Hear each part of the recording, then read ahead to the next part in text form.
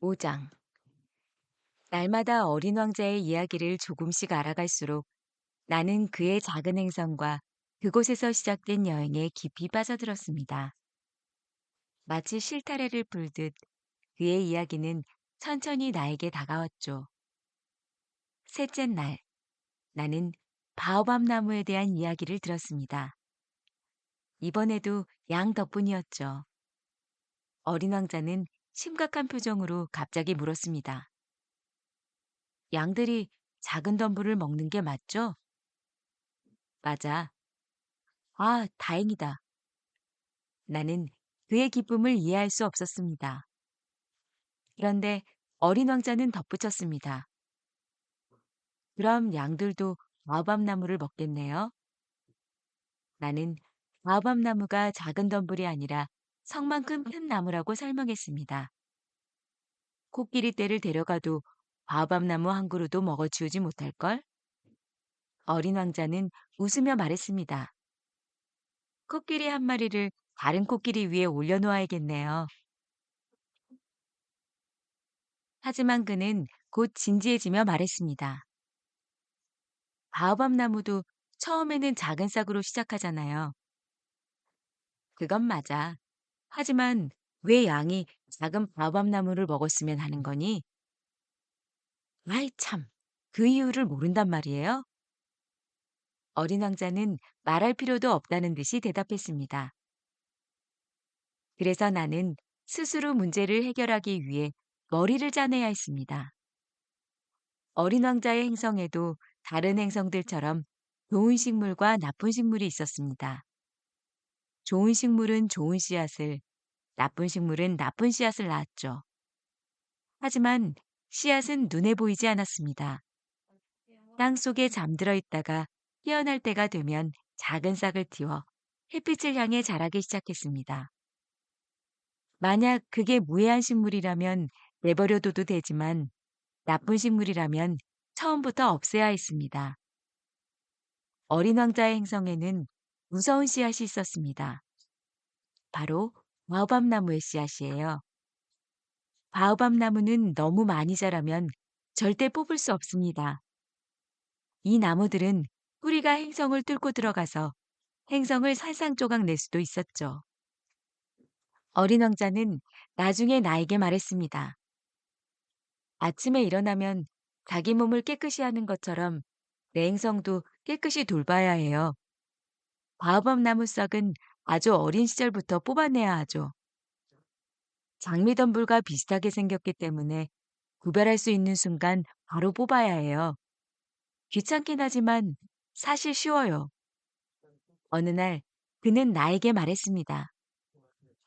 아저씨가 사는 곳의 아이들이 이걸 정확히 알 수 있게 그림을 그려주세요. 그게 나중에, 그게 나중에 아이들에게 정말 중요할 거예요. 때로는 어떤 일을 미루어도 괜찮다고 생각하지만 바오밤나무 문제는 그렇지 않아요. 미루면 큰 재앙이 될 수도 있어요. 게으름 때문에 작은 덤불 세 개를 방치한 행성이 있었거든요. 게으름 때문에 작은 덤불 세 개를 방치한 행성이 있거든요. 그래서 나는 어린 왕자가 묘사한 대로 바오밤 나무에 대한 그림을 그렸습니다. 나는 도덕적인 훈계는 좋아하지 않지만 바오밤 나무의 위험성은 제대로 알려지지 않았기에 사람들에게 경고하기 위해 이 그림을 그렸습니다. 바오밤 나무를 조심해 라고. 나도 처음엔 바오밤 나무의 위험성을 몰랐습니다. 그래서 이 그림을 그리는데 열심히 노력했죠. 혹시 왜 이 책에 다른 멋진 그림은 없나요? 라고 묻는 분이 있다면 대답은 간단합니다. 내가 노력했지만 다른 그림들은 그다지 성공적이지 못했습니다. 바오밤 나무 그림을 그릴 때는 그 절박함과 필요성에서 영감을 받았기 때문입니다. 6장. 나는 어린 왕자의 슬프고 작은 비밀을 조금씩 이해하기 시작했습니다. 오랫동안 그에게 위안을 주는 것이라곤 석양을 바라보는 고요한 순간밖에 없었습니다. 넷째 날 아침, 나는 어린 왕자의 말을 듣고 새로운 사실을 알게 되었습니다. 석양이 정말 좋아요. 지금 바로 보러 갈까요? 조금만 기다려야 해. 기다려요? 뭘 기다려야 하죠? 해가 질 때까지 기다려야지. 어린 왕자는 놀란 듯 하더니 이내 웃으며 말했습니다. 나는 항상 내 별에 있는 것처럼 느껴져요. 누구나 알다시피 미국이 정오일 때 프랑스에서는 해가 지죠. 1분 만에 프랑스로 갈 수만 있다면 해가 지는 것을 볼 수 있을 거예요. 불행히도 프랑스는 너무 멀리 떨어져 있습니다. 그러나 어린 왕자의 작은 행성에서는 몇 걸음만 의자를 옮기면 충분했어요. 이렇게만 하면 원할 때마다 해지는 모습을 볼 수 있었던 거죠. 그는 석양을 보며 외로움을 달랬고 어느 날에는 무려 44번이나 석양을 바라보았다고 했습니다. 사람이 슬플 때는 석양을 더욱 사랑하게 되는 것 같아요. 어린 왕자의 말을 듣고 나는 그가 그날 얼마나 슬펐을지 짐작할 수 있었습니다. 하지만 그는 더 이상 아무런 말을 하지 않았습니다. 7장 다섯째 날 양 덕분에 어린 왕자의 마음속 깊은 곳에 자리 잡고 있던 비밀을 알게 되었습니다. 오랫동안 품고 있던 질문에 대한 답을 찾은 듯 그는 갑자기 예상치 못한 질문을 던졌습니다. 양이 덤보를 먹는다면 꽃도 먹을까요? 양은 뭐든지 먹어. 가시가 있는 꽃도요? 그래, 가시가 있는 꽃도 먹어. 그럼 가시는 왜 있는 거예요? 나는 그 이유를 몰랐습니다. 당시 나는 엔진의 고장을 수리하느라 정신이 없었죠. 마실 물도 떨어져 가고 상황은 점점 더 나빠지고 있었습니다. 가시는 왜 있는 거예요? 어린 왕자는 질문을 포기하지 않았습니다. 나는 짜증이 나서 대충 대답했습니다. 가시? 아무 소용 없어. 꽃들이 괜히 심술을 버리는 거야. 오, 잠시 침묵 후 아이는 약간 서운한 표정으로 말했습니다. 전 믿지 않아요. 꽃들은 약해요. 순진하죠. 그들은 할 수 있는 대로 자신을 지키려는 거예요. 가시가 있으면 무서워 보일 거라고 생각하죠. 나는 아무 대답도 하지 않았습니다. 그 순간 나는 이 볼트가 계속 버티면 망치로 부숴버려야겠다 라고 생각했습니다. 어린 왕자는 다시 내 생각을 방해했습니다. 정말 그렇게 생각해요? 꽃들이 아니야, 아니야. 난 아무 생각도 없어. 그냥 아무렇게나 대답했을 뿐이야. 난 지금 중요한 일에 신경 쓰고 있다고. 아이는 놀라 나를 바라보았습니다.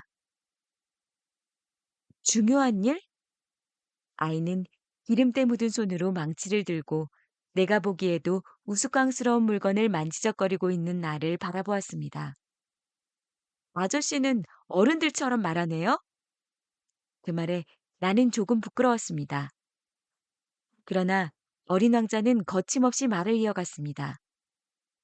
아저씨는 모든 걸 헛갈리고 있어요. 완전히 뒤섞어 버렸어요. 그는 진심으로 화가 난 듯 했습니다. 바람에 그의 금빛 머리카락이 흩날렸습니다. 나는 어떤 행성에 사는 얼굴이 벌겋게 달아오른 사람 알아. 나는 어떤 행성에 사는 얼굴이 벌겋게 달아오른 사람을 알아요. 그는 꽃 한 송이의 향기도 맡아본 적이 없어요. 벌을 쳐다본 적도 없고 누구도 사랑한 적이 없어요. 그는 하루 종일 덧셈만 해요. 그리고 온종일 아저씨처럼 말해요. 나는 중요한 사람이다. 나는 중요한 사람이다. 누구. 그러면서 자부심에 부풀어 있죠. 하지만 그는 사람이 아니에요. 버섯이지. 뭐라고? 버섯이라고요. 어린 왕자는 이제 화가 나서 얼굴이 창백해졌습니다. 꽃들은 수백 년 동안 가시를 만들어 왔어요. 그럼에도 불구하고 양들은 수백만 년 동안 꽃들을 먹어왔어요. 그런데도 꽃들이 쓸모도 없는 가시를 만드느라 애쓰는 이유를 이해하려고 하는 게 심각한 일이 아니라고요? 양과 꽃 사이의 전쟁이 중요하지 않다는 건가요? 그 붉은 얼굴의 커다란 사람의 덧셈보다 더 진지하게 더 진지하고 중요한 게 아니라고요? 그 붉은 얼굴의 커다란 사람의 덧셈보다 더 진지하고 중요한 게 아니라고요? 그리고 만약 내가 내 행성에만 있는 세상에 단 하나뿐인 꽃을 알고 있다고 해요. 그런데 어느 날 아침 양 한 마리가 그 꽃을 아무 생각 없이 한 번에 먹어버릴 수도 있는데 그게 중요하지 않다는 건가요? 아이는 얼굴이 붉어지더니 다시 말했습니다. 누군가 수백만, 수천만 개의 별들 가운데 단 하나뿐인 꽃을 사랑한다면 그 사람은 별들을 바라보는 것만으로도 행복할 거예요. 그는 이렇게 생각하겠죠. 내 꽃이 저기 어딘가에 있어. 그런데 만약 양이 그 꽃을 먹어버린다면 그 사람에게는 갑자기 모든 벌이 꺼져버린 것과 같을 거예요. 그게 중요하지 않다는 거예요? 음, 더 이상 아무 말도 하지 못하던 아이는 갑자기 눈물을 터뜨렸습니다. 이미 밤이 되어 있었고 나는 도구를 내려놓았습니다. 내 망치, 내 볼트, 목마름, 심지어 죽음조차도 상관없었습니다. 심지어 내 망치, 내 볼트, 목마름, 심지어 죽음조차도 상관없었습니다. 지금은 어떤 별, 어떤 행성, 내 행성인 지구에서 한 작은 왕자를 위로하는 일이 더 중요했거든요. 나는 그를 품에 안았습니다. 그리고 그를 달래며 말했습니다. 네가 사랑하는 꽃은 위험하지 않아. 양의 이불막을 입마개를 그려줄게. 네 꽃을 위해 갑옷도 그려줄게. 내가 무슨 말을 해야 할지 잘 몰랐습니다. 나는 너무나 어색하고 서툴게 느껴졌죠. 어떻게 그에게 다가가야 할지, 공감할 수 있을지 도무지 알 수 없었습니다. 동물의 나라는 정말로 신비한 곳이에요.